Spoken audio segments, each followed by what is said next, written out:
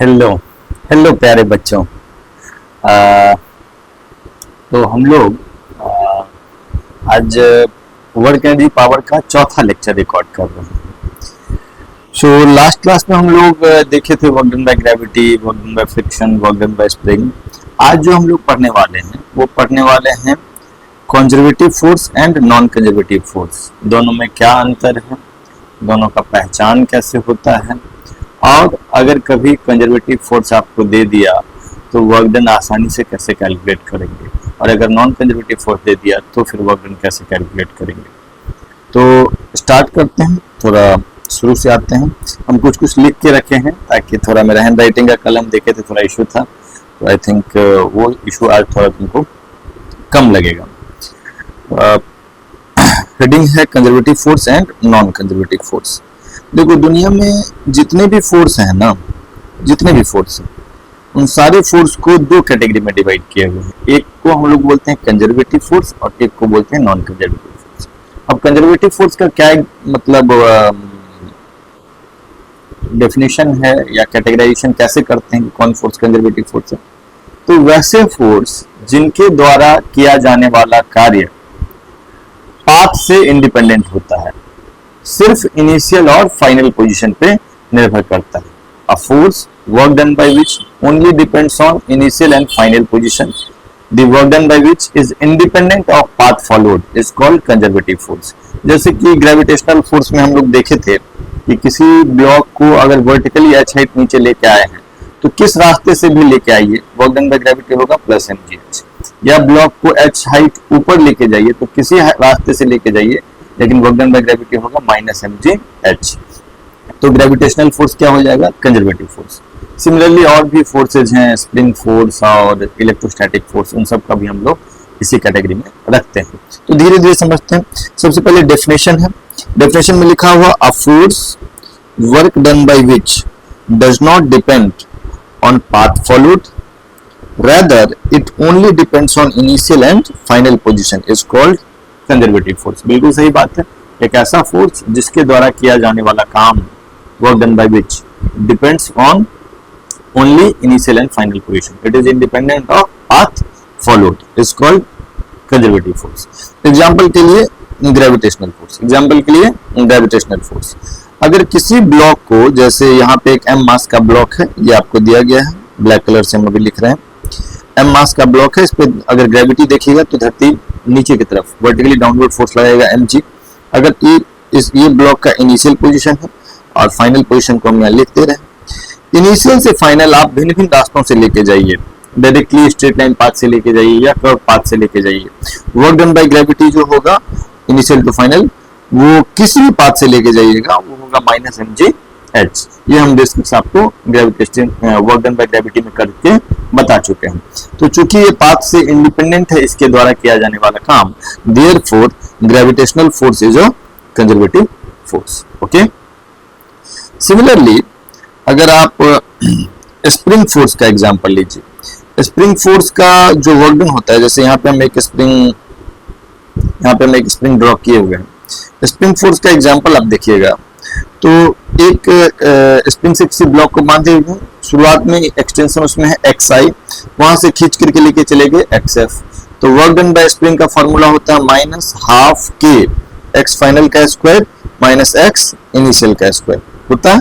ये वाला डेफिनेशन, ये वाला जो हम ब्रैकेट में रखें, इसमें आप इनिशियल से फाइनल किस रास्ते से लेके गए हैं इस पे कोई वर्क डन निर्भर नहीं करता, वर्क सिर्फ और सिर्फ निर्भर करता है फाइनल और इनिशियल पोजीशन पे।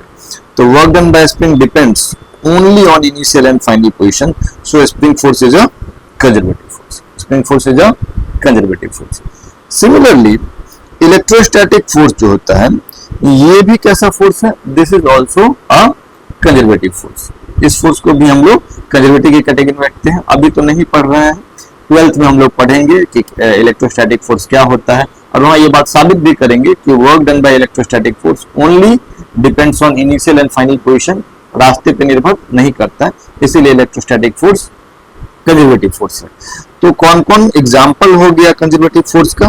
कंजर्वेटिव फोर्स के एग्जांपल हो गए gravitational force, okay.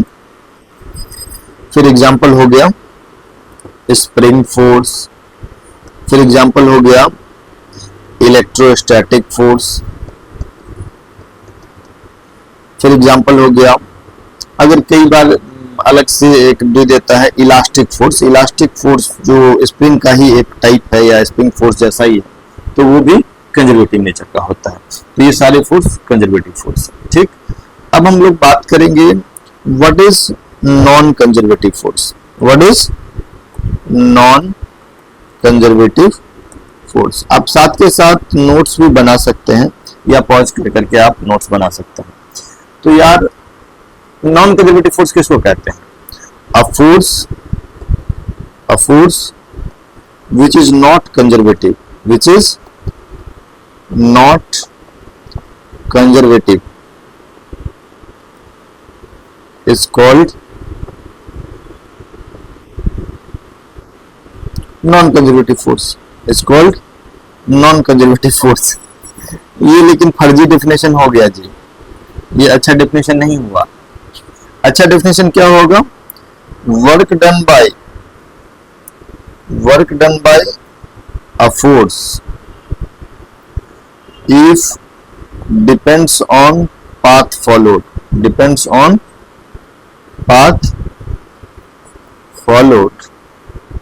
then that force is called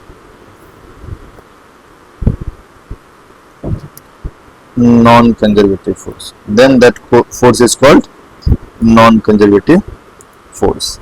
आज हैंडराइटिंग भी थोड़ा सुंदर है नहीं? ओके, तो example of non conservative force जैसे देखिए, मतलब हम एकदम आराम से समझते हैं इस बात को। चलिए, जैसे एक टेबल है, अरे भाई भाई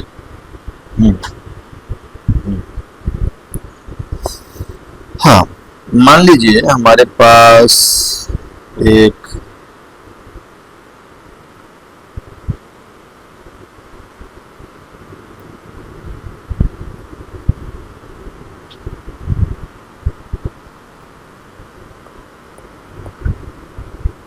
टेबल है। ठीक, इस टेबल पे हम एक ब्लॉक रख दिए, इस टेबल पे हम लोग एक ब्लॉक रख दिए कुछ इस तरीके का। ठीक, दिस इज द ब्लॉक। इस ब्लॉक पे जो फोर्स लग रहे होंगे, ये फोर्स क्या लग रहा होगा?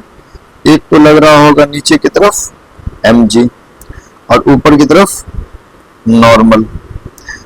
ठीक, यहां से नॉर्मल का वैल्यू कितना आ जाएगा? नॉर्मल का वैल्यू आ जाएगा mg, n minus mg is 0। मान लीजिए इस ब्लॉक को, अच्छा ये सरफेस जो है ये रफ है, मान लीजिए दिस सरफेस इज रफ। इस ब्लॉक को पहले हम इधर लेके गए, कितना दूरी? x, और फिर 90 डिग्री पे टर्न दे दिए और इधर लेके चले गए y, इधर लेके चले गए y। ठीक, तो अगर हम आपसे पूछे कि इस ब्लॉक पे लगने वाला फ्रिक्शनल फोर्स कितना है, तो ब्लॉक पे लगने वाला फ्रिक्शनल फोर्स कितना है? पीछे की तरफ फ्रिक्शनल फोर्स लगेगा और वो काइनेटिक फ्रिक्शन लगेगा और वो होगा कितना? म्यू इंटू एन, एन संयोग से mg के बराबर है। तो फ्रिक्शनल फोर्स हो गया म्यू mg। अब हम ब्लॉक को पहले तो x दूरी लेके गए हैं इधर, फिर 90 डिग्री का टर्न लिया और फिर y दूरी लेके गए। ओके, ये हो गया मेरा फाइनल पोजीशन, ये हो गया फाइनल पोजीशन।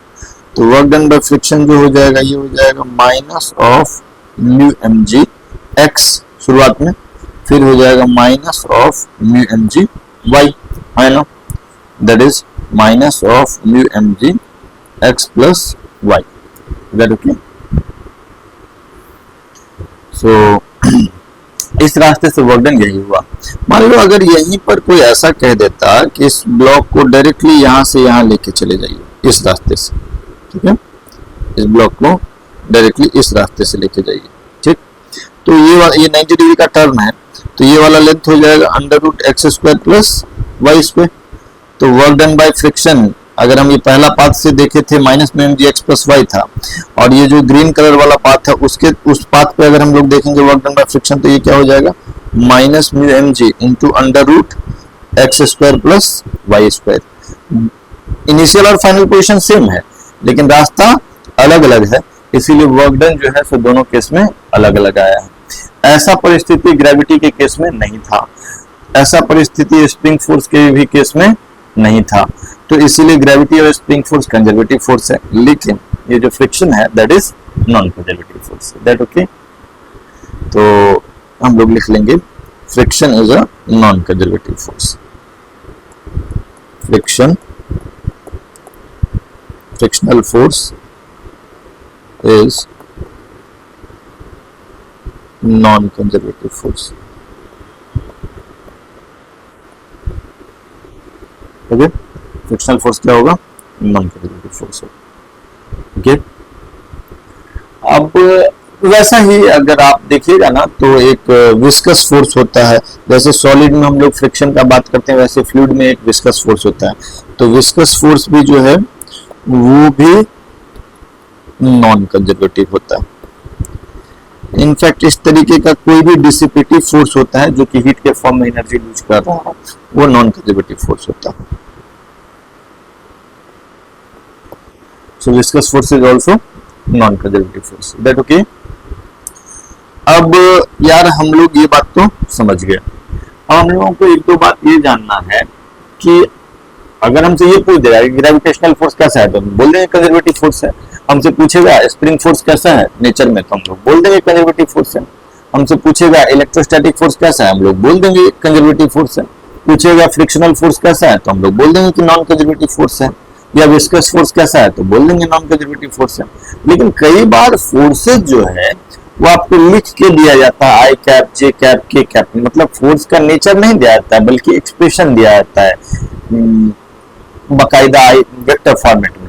अब उसको देख करके पहचानना कि फोर्स कंजर्वेटिव है कि नॉन कंजर्वेटिव है, वो ऑल टुगेदर एक डिफरेंट टास्क है। अब हम लोग वही सीखने वाले हैं कि how to identify whether a force is conservative और नॉन कंजर्वेटिव। तो अरे भैया जी,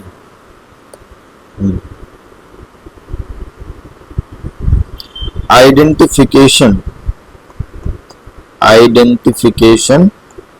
of conservative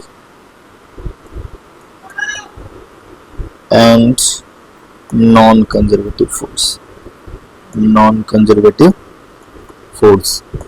आपको कई बार ऐसा होगा कि कोई फोर्स दे देगा आई कैप जे कैप के कैप में, वो पूछे बताओ ये कंजर्वेटिव है कि नॉन कंजर्वेटिव है, तो उसी का हम आइडेंटिफिकेशन बता रहे हैं। अंत में हम आपको 3-4 लाइन बताएंगे जिससे आप आइडेंटिफाई कर पाइएगा, लेकिन जो अंतिम बात बताएंगे ना उससे पहले थोड़ा हम चाहते हैं कि हम एक्सप्लेन कर दे आपको कि कैसे पहचान होता है। तो आइए, जैसे हम लोग एक एग्जाम्पल के तौर पे एक फोर्स ले लिए F बराबर 2i cap plus 3j cap plus 4k cap Newton. ठीक है, आपसे हम पूछ रहे हैं identify whether this force is conservative और नॉन कंजर्वेटिव। आप आइडेंटिफाई करो कि ये फोर्स कंजर्वेटिव है या नॉन कंजर्वेटिव है। तो हम एक काम करते हैं, 2 पॉइंट ले लेते हैं स्पेस में, उन दोनों पॉइंट के बीच इस फोर्स के द्वारा उन दोनों पॉइंट के बीच किसी ब्लॉक को डिस्प्लेस करा देते हैं, या work done by this force from initial to final position पता कर लेते हैं। देखते हैं कि इस फोर्स के द्वारा जो वर्क डन है उसके कैलकुलेशन में हमको पाथ पूछने का जरूरत पड़ रहा है कि नहीं पड़ रहा है। अगर इस फोर्स के द्वारा जो कार्य का कैलकुलेशन करेंगे, वर्क डन कैलकुलेट करेंगे, वो अगर पाथ पे डिपेंड नहीं करेगा, हमको पाथ पूछने का जरूरत ही नहीं पड़ा, खाली इनिशियल और फाइनल पोजीशन पूछने का जरूरत पड़ा, तो पक्का से ये फोर्स कंजर्वेटिव होगा। लेकिन अगर हमको कहीं जरूरत पड़ गया कि भाई रास्ता बता दो कि किस रास्ते से पार्टिकल को डिस्प्लेस कराया गया है, अगर ये जरूरत पड़ गया तो वो फोर्स जो होगा वो नॉन कंजर्वेटिव होगा। तो यार हम एक काम करते हैं, इसी का सब पार्ट लिख लेते हैं हम लोग इसमें लिख लेते हैं कि सबसे पहले इसमें लिख लेते हैं find work done by this force, find work done by this force F from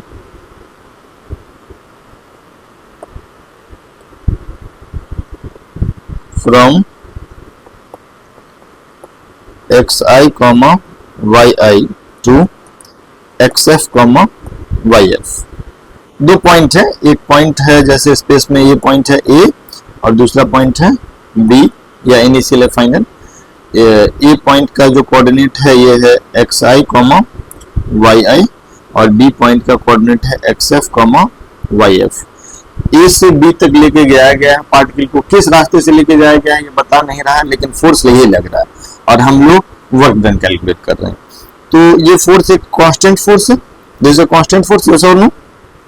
तो अगर कांस्टेंट फोर्स का वर्क डन हम लोग देखते हैं तो कांस्टेंट फोर्स का वर्क डन क्या होता है, F डॉट एस।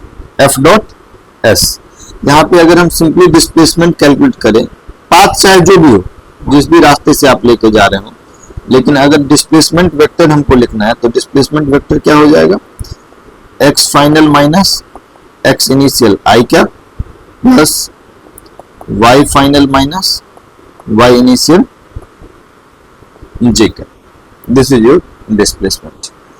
अब अगर हम सुनिएगा, अगर हम लोग f डॉट s कैलकुलेट करें वर्क डन, तो वर्क डन का वैल्यू क्या हो जाएगा, 2i cap plus 3j cap plus 4k cap dot s क्या हो जाएगा,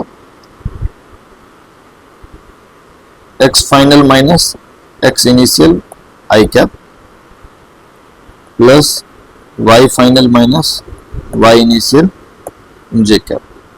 तो जब डॉट प्रोडक्ट लेंगे तो i कैप का i कैप के साथ मल्टीप्लिकेशन हो जाएगा, 2 into x final minus x initial plus 3 into y final minus y initial plus 4 into कुछ भी नहीं, k कैप में तो 0 है। क्या ये बात में कोई दिक्कत? अब आप ही देखिए, जब हम वर्क कैलकुलेट किए तो हमको पूछने का जरूरत पड़ा कि किस रास्ते से गया है, नहीं, हमको सिर्फ क्या पूछने का जरूरत पड़ा कि इनिशियल पोजीशन क्या है और फाइनल पोजीशन क्या है। तो अगर सिर्फ यही पूछने का जरूरत पड़ा तो that means this work done is this work is independent of path, it only depends on initial and final position. So F is conservative, so F is conservative, here F is conservative, is that okay? यहाँ वाला force जो है conservative हो गया।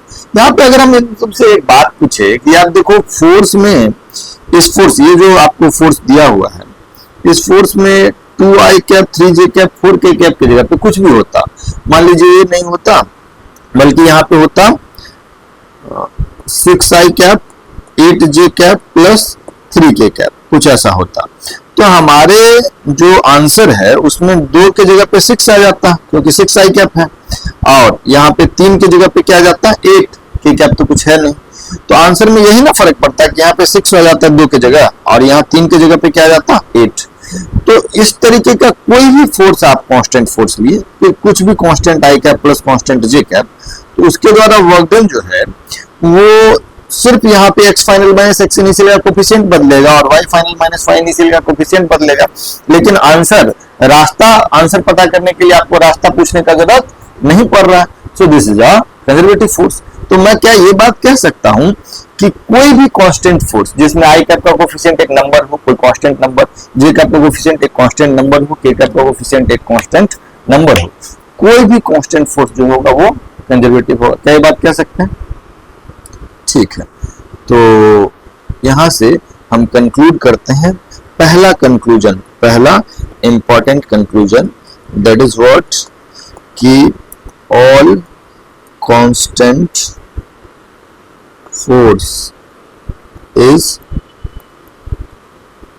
conservative, all constant force is conservative, is that okay?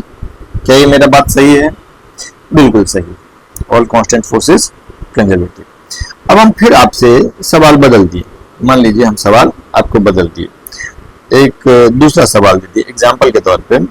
ये F force, F vector है, ये है let's say X square I cap plus Y square J cap, ठीक है। कोई ऐसा हम फोर्स ले ली और हमको बोल रहा है कि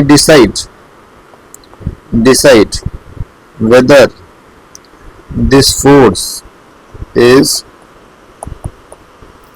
conservative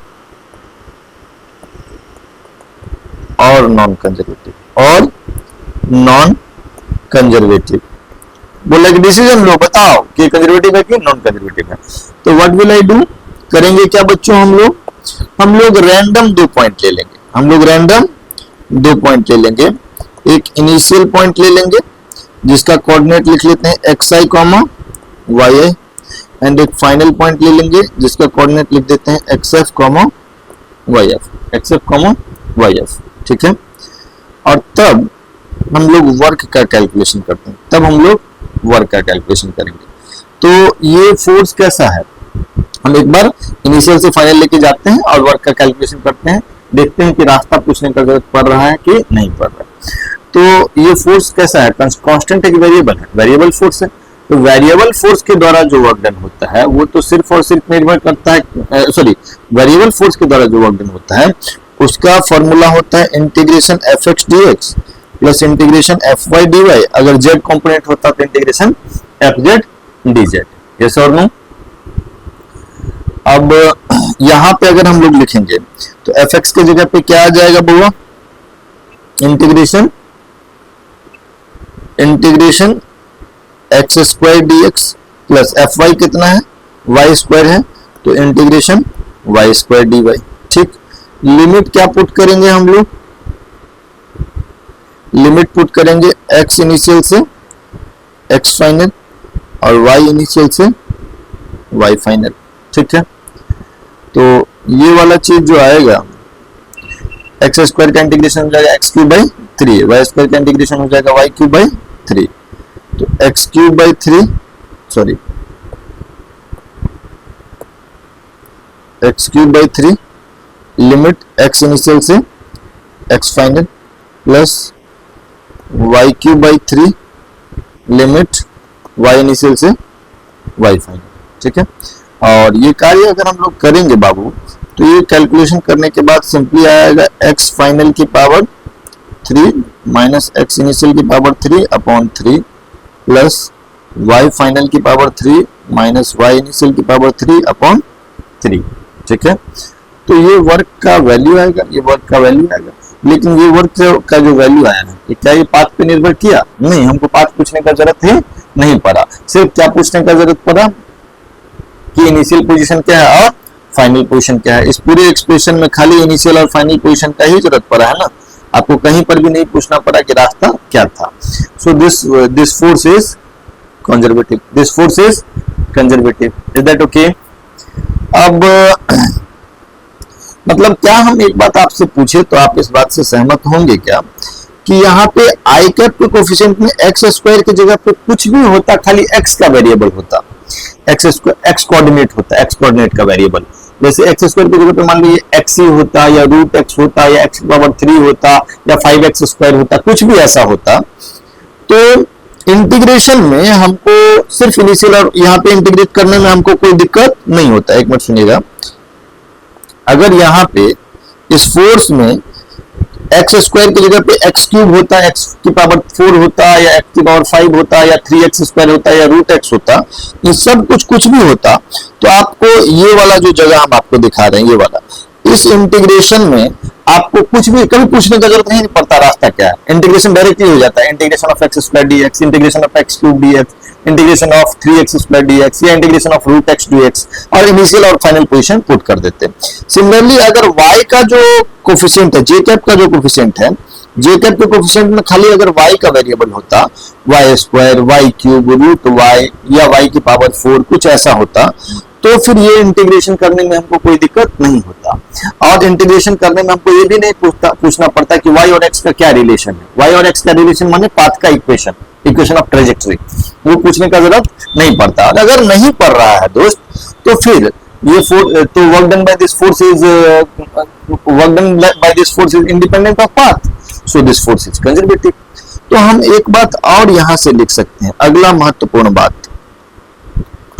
कि अगर F ऐसे दे दिया है, F x i cap plus f Y J cap plus F Z k cap, and fx has only variable of x, fx जो है सिर्फ x का वेरिएबल है उसमें, मैंने root x, x square, x cube, x की power 5, कुछ भी ऐसा, और fx इज कांस्टेंट, और fx इज कांस्टेंट। अगर ऐसा हो, similarly if fy has only variable of y or fy is constant, fy is constant.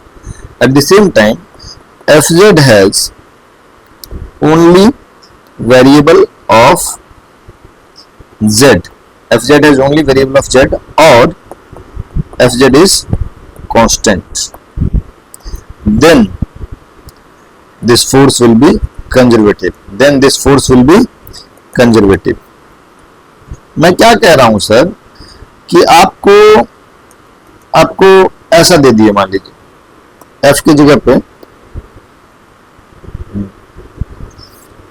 पे हम आपको ऐसा दे दिए, root x i cap plus 3y square by 2 j cap plus 1 by root z k cap, कुछ इस तरीके का दे दिए।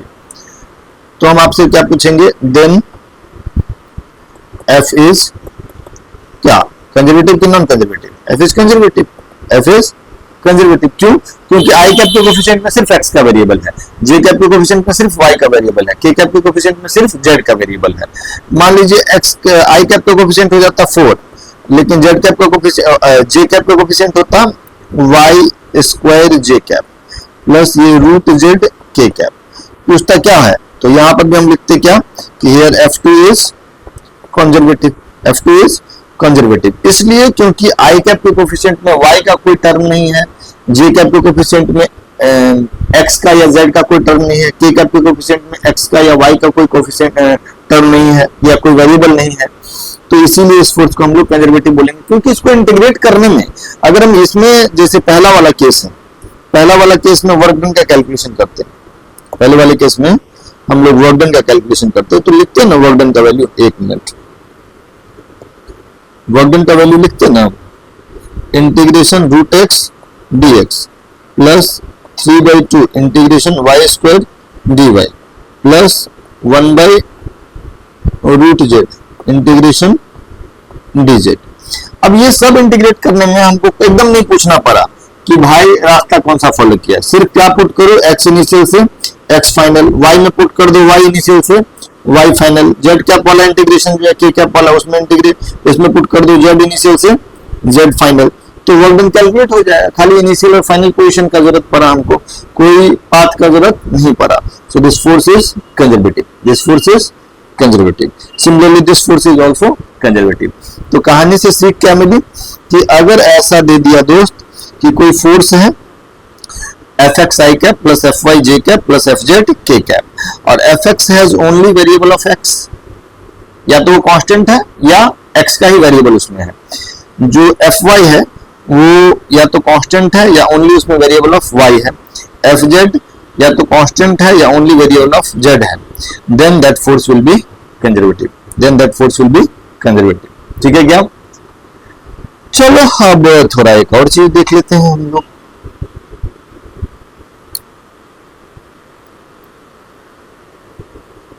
अब हम लोग जो बात करेंगे ना, उसमें एक काम करेंगे कि आई कैप में जो है एक्स का वेरिएबल नहीं दे करके वाई का वेरिएबल दे करके देखते हैं। एग्जाम्पल के तौर पे एकदम सिंपल सवाल लेते हैं, एक फोर्स है F is equal to y i cap, एक फोर्स क्या F is equal to y i cap.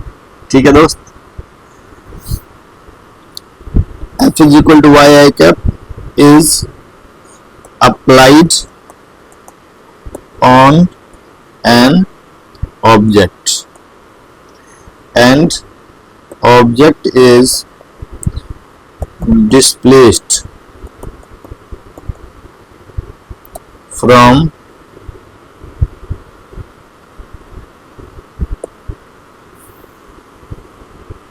object is displaced from 0, 0 to 1, 1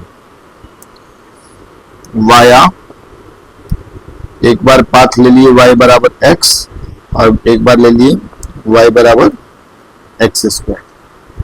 तो हम आपसे पूछे कि find work done by this force in both cases, दोनों केसेस में वर्क डन बाय फोर्स पता करना है। ठीक है क्या? दोनों केस में वर्क डन बाय फोर्स पता करना है। तो कैसे पता करेंगे तो वो हम लोग देखते हैं। ठीक है, फोर्स है F equal to y i cap. चलिए शुरू हो जाते हैं हम लोग। ये वेरिएबल फोर्स है, तो वेरिएबल फोर्स के द्वारा वर्क डन कैसे कैलकुलेट करते हैं बच्चों? वेरिएबल फोर्स के द्वारा वर्क डन कैलकुलेशन करते हैं integration f x D x plus integration f y d Y plus integration f z d z, that is your work done. तो यहाँ पे एफ एक्स कितना है? X component of force is y, x component of force is y. तो अब y component और z component तो कुछ है नहीं, तो अगर नहीं है तो ये एफ वाई वाला टर्म और ये एफ जेड वाला टर्म, ये दोनों टर्म तो गायब हो गया। तो सिंपली वर्क में जो आएगा वो क्या आ जाएगा? Integration f x D x, f x is y, तो इंटीग्रेशन वाई डी एक्स। अब यहाँ पे मैटर उलझ गया, अब मैटर उलझ गया, हमको y को x के रिस्पेक्ट में इंटीग्रेट करना है। अब ऐसा हम लोग कर ही नहीं सकते हैं। ऐसा करने के लिए हम लोगों को क्या चीज का जरूरत पड़ता है? सब्स्टिट्यूशन का जरूरत पड़ता है। माने y as a function of x का वैल्यू अगर तुमको पता होगा तो यहाँ रखना पड़ेगा, y as a function of x रख दोगे तब तुम इंटीग्रेट कर पाओगे। तो यार अब हमको जब पूछना पड़ गया ना कि सर y को तो x के रिस्पेक्ट में इंटीग्रेट ही नहीं कर सकते हैं, तो फिर क्या मामला अटका कि sir y as a function of x हमको पहले बताइए कि y बराबर x है कि y बराबर x स्क्वायर है कि y बराबर रूट x है, पूछना पड़ा ना। ये y बराबर x या y बराबर x स्क्वायर या y बराबर रूट x क्या है? Equation of path, this is equation of path. तो यहाँ पर हम लोग क्या करेंगे? y बराबर x पुट कर देंगे, y बराबर x पुट कर देंगे। ए पार्ट मैंने जो भी सवाल करना चाहते हैं, मान लीजिए कि हम ए पार्ट करना चाहते हैं, तो ए पार्ट के लिए हम लोग वर्क डन कैसे कैलकुलेट करेंगे? y की जगह पे हम लोग क्या रख देंगे? Integration x dx, integration x dx, y is equal to x रख दिए। और x का लिमिट कहां से कहां तक हम लोग रखेंगे? x का लिमिट रख देंगे 0 से 1। x का लिमिट कहां से कहां रख देंगे? 0 से 1। तो इंटीग्रेशन x dx जो हो जाएगा वो क्या हो जाएगा? x square by 2। कहां से कहां तक? 0 से 1 तक। इसलिए क्योंकि 0 0 से 1 1 गया है ना, तो x भी कहां से कहां वेरी कर रहा है? 0 से 1 वेरी कर रहा है। तो ये वाला आंसर जो आ जाएगा 1 का स्क्वायर बाई 2 माइनस 0 का square by 2, that is 1 by 2। सो पहला पाथ से अगर y इक्वल टू x वाले पाथ को फॉलो करते हुए गया है तो वर्क डन बाय फोर्स हो जाएगा 1 बाई 2 जूल। ऑब्वियसली अगर ये न्यूटन में होगा और ये जो कोऑर्डिनेट जो है अगर मीटर में होगा तो ये आंसर जो आएगा वो जूल में आएगा। ओके, अब हम लोग दूसरा वाला पाथ करते हैं। दूसरा वाला पाथ में फिर से मामला अटक जाएगा कि इंटीग्रेशन y dx में y का वैल्यू क्या रखूं? तो y का वैल्यू अगर तुम x स्क्वायर रख दिए, मतलब वो किस पाथ से गया है? y equal to x square path से गया है। और y इक्वल टू x रख दिए तो किस पाथ से गया है? y equal to x path से गया है। मेरा बात को समझना, ये पाथ उत वाला बात थोड़ा सुन लो। जैसे ये x एक्सिस है और ये y एक्सिस है, देयर आर टू पाथ। पहला पाथ है y इक्वल टू x, तो y equal to x is equation of straight line, y equal to x is equation of straight line. ठीक, 45 degree पे जाएगा। और दूसरा पाथ क्या है? दूसरा पाथ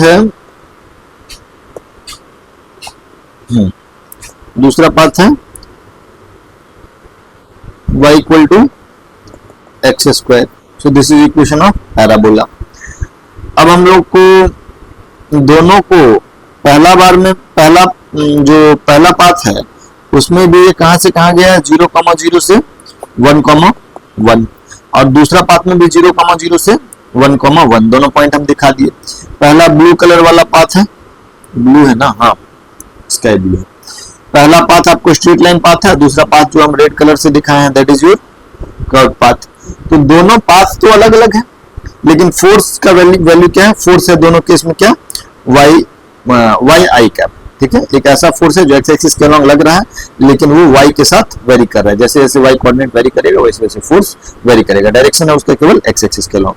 तो ये दोनों पाथ से जाने पे हम गॉर्डन देख रहे हैं। इनिशियल पोजीशन है 0,0, फाइनल पोजीशन है 1,1, इनिशियल और फाइनल पोजीशन सेम है। तो हम बी पार्ट कैलकुलेट कर रहे हैं, ठीक है। तो बी पार्ट अगर हम लोग कैलकुलेट करेंगे, देखिएगा तो क्या आएगा वर्क डन का वैल्यू। वर्क डन में यहाँ पे हम लोग y की जगह पे क्या रख देंगे, y की जगह पे रख देंगे हम लोग एक्स स्क्वायर। तो ये आ जाएगा integration of X square dx। Limit कहां से कहां तक जाएगा, 0,0 से 1,1। तो ये इंटीग्रेशन कितना आ जाएगा, x³ 3 और 0 से 1, एक्स कोऑर्डिनेट कहां से कहां वेरी कर रहा है, 0 से 1। तो ये वैल्यू कितना आ जाएगा, 1/3। ये वैल्यू कितना आ गया, 1/3। ओके, सो दोनों में वर्क जो आया वो अलग अलग आया ना दोस्त, दोनों रास्ते से इनिशियल फाइनल पोजीशन सेम है लेकिन रास्ता अलग अलग होने से वर्क जो आया वो अलग अलग आया। और हमको रास्ता पूछना भी पड़ा कि 0,0 से 1,1 पे जा रहे हैं तो किस पाथ से जा रहे हैं, y equal to x path से जा रहे हैं कि y equal to x square path से जा रहे हैं।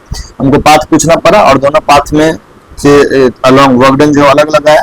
सो हम लोग क्या लिखेंगे, F is equal to y I cap is a conservative force, is a non conservative force, क्योंकि इसके द्वारा वर्क डन जो है वो पाथ डिपेंडेंट, रास्ता पे निर्भर कर रहा है। क्लियर है क्या बात, आगे बढ़ा जाए।